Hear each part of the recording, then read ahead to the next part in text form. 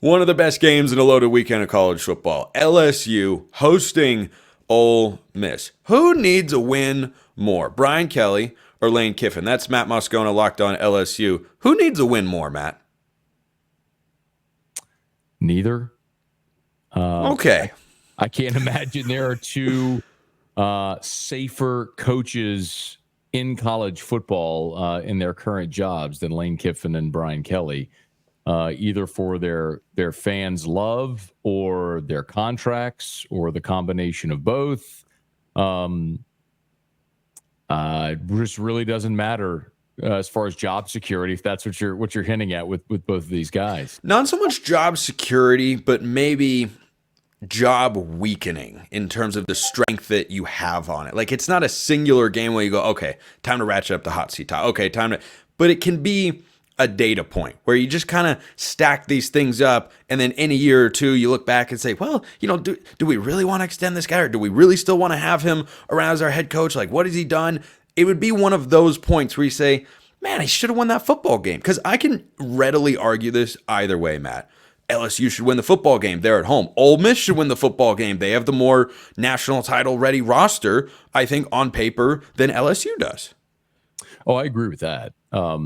As far as the roster, I would probably say then through that lens, Brian Kelly. But you gotta remember, a lot of it is just perspective. Like, Ole Miss hasn't won a national title in almost 70 years. Is that right? Like, they don't expect to win a national title. And I don't mean that to be disrespectful. They really just don't know what that's like. So to have the expectation of something that has felt unrealistic for 6 decades it isn't real until it is. So I think Ole Miss knows collectively what they are, and they're over the moon that Lane Kiffin has made them relevant and won a lot of games and all that sort of stuff. But maybe another way to look at it, Spencer, is Ole Miss went all in this year. Yes. I mean, all in. They looked at their schedule, they looked at who they had back, and they went like all chips to the middle in the portal. And so if Ole Miss loses this game Saturday and they have a second loss, I don't see, they still got to play Georgia. I don't see a path to the playoff for them. And now I'd say the same about LSU, but I also don't think there was many people had a realistic expectation of LSU being a playoff team. I think it's a possibility for this team. But I don't know that it's like a realistic probability. So to that end, I think what Brian Kelly is doing is maybe the way he's building his roster is a little more long tail, and people recognize that. Whereas for Ole Miss, this feels like, hey, man, you had to get this one because you are losing everybody off this team next year. And maybe Lane to Florida, I don't have any insight there, but there's talk about that, right? So maybe it just feels like there's more urgency for Florida. Or for Ole Miss, excuse me. Look at that Freudian slip by Matt Moscona.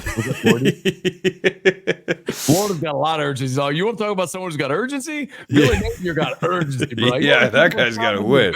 No one could benefit more from a win this week in the SEC than Billy Napier in Florida. If he goes into Tennessee, knocks off the Vols, they'll be back in the top 25, and suddenly things will all be kind of right in the world. I don't foresee that happening, though.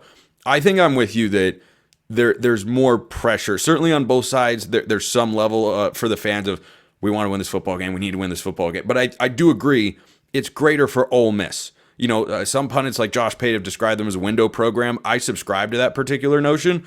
And just with the way it's worked out for Ole Miss, they are all in for this year. And if they don't win this game, if they don't make the playoff this year, Ole Miss fans are probably looking around, Matt, and going, okay, if we couldn't do it in this season, when?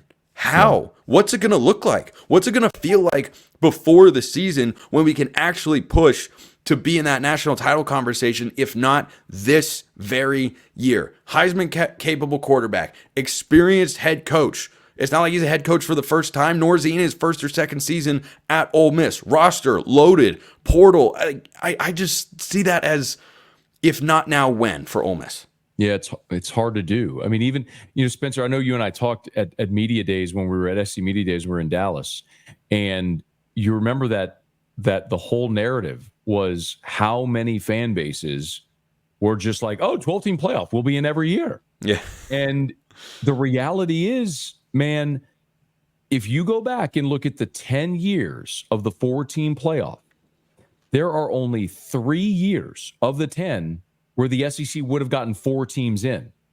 And in 2 of the years, one in the top 11.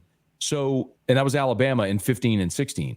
So all these fan bases, and I'm talking Ole Miss, LSU, Missouri, Tennessee, Oklahoma, all the fan base, like Texas and Georgia and Bama, Bama maybe not, we can cross that bridge, but Texas and Georgia certainly are legitimate to have that expectation this year. Everyone else, you could tell, man, there was going to be 5 or 6 fan bases that expected their team to be in that were going to be very disappointed this year because there just aren't enough spots. Yeah, there are more spots. It doesn't mean there are an infinite number of spots, but when you triple the number of teams that get into the playoff, it can certainly feel that way. But a G5 team will get into the playoff, and a 9-3 SEC team will be left out. Do you like that system? Doesn't matter. That's the one that we have. Yeah, that was a rhetorical. Do you like the system there? You line me up on that one. We'll be here for an hour. Yeah, we'd be here for a long while. But while we do have a couple minutes, Matt, let's talk about this particular game. I talked with Stephen Willis of Locked On Ole Miss yesterday, and he feels good about the Rebels going into Death Valley, getting a win.